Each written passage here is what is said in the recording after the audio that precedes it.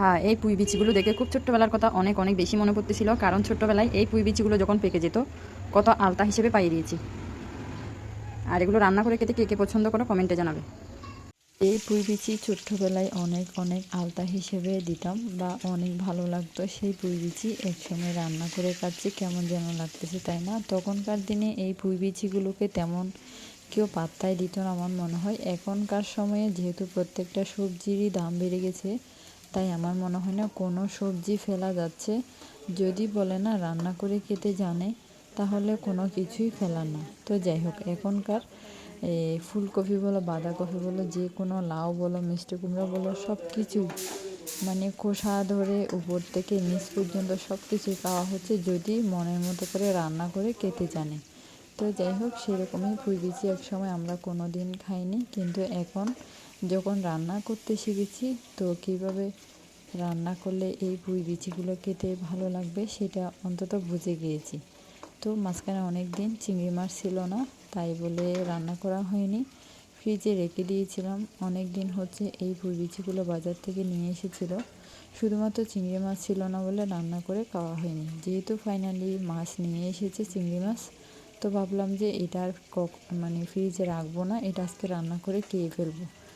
এটা রান্না করার সময় যদি কয়টা আলু ভেঙে দেওয়া হয় তাহলে খুবই ভালো লাগে, মানে একটু রসাটা একটু ঘন ঘন যখন হয় তখন খুবই ভালো লাগে।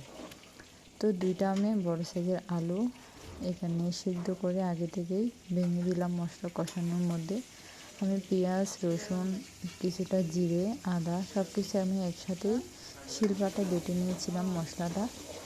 তো ওই শিলপাটায় বেটে মশলা রান্না করলে তখন এটার টেস্ট বলো সব কিছু অন্যরকম একটা ভালো লাগে, রান্নার টেস্ট যেন আরও দ্বিগুণ বেড়ে যায়। তো যাই হোক, মশলাগুলো আমি কষিয়ে নিয়েছি। ওইদিকে পুঁই বিচিগুলো সকালে আমি নিজে নিজে বসে কেটেছিলাম।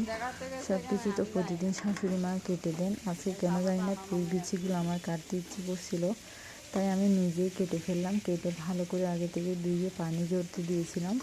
তো মশলা কষানো যেখানে হয়ে গেছে সেখানের মধ্যে আমি পুঁই বিচিগুলো দিয়ে ভালো করে নাড়াচাড়া করে নিচ্ছি। ঢাকা দিয়ে প্রায় অনেকক্ষণ পর্যন্ত সিদ্ধ করে নিলাম। নিয়ে পানি দিয়ে দিব পরে। ওইদিকে আমি মাছ রান্নাটাও বসিয়ে দিয়েছি। মাছটা আমি ভালো করে আগে থেকে একটু ভেজে নিয়েছিলাম। এটা অফ ক্যামেরায় আমি মাছটা রান্না করে নিয়েছি, যেহেতু পুঁই বিচির রান্নাটা তোমাদের সাথে দেখাবো বলেছি। পানি দিয়ে দিলাম, যতটুকু পানি প্রয়োজন ততটুকু দিয়ে মাছটা আমার রান্না কমপ্লিট হয়ে গেছে। ওইদিকে সে পুঁই বিচি রান্নাটাও হয়ে গেছে। আজকের মেনুতে এটাই ছিল। আর হচ্ছে ডাল রান্না করেছি, পরে একটু শাক ভাজি করবো। তো এটা হচ্ছে পাঁচমিশালি যে গ্রামের শাকগুলো পাওয়া যায়, সেই শাকগুলোই আজকে বাজার করতেছি। তো আজকের ব্লগটা এতটুকুই। সবার কেমন লাগলো অবশ্যই জানাবে। আর পুঁই বিচি খেতে কে কে পছন্দ করে অবশ্যই জানাবে। আর কে কীভাবে রান্না করে খায় সেটা অবশ্যই জানাবে। তো সবাই ভালো থাকবে, সুস্থ থাকবে। যদি ভিডিও ভালো লাগে অবশ্যই একটা লাইক কমেন্ট করে। বাই।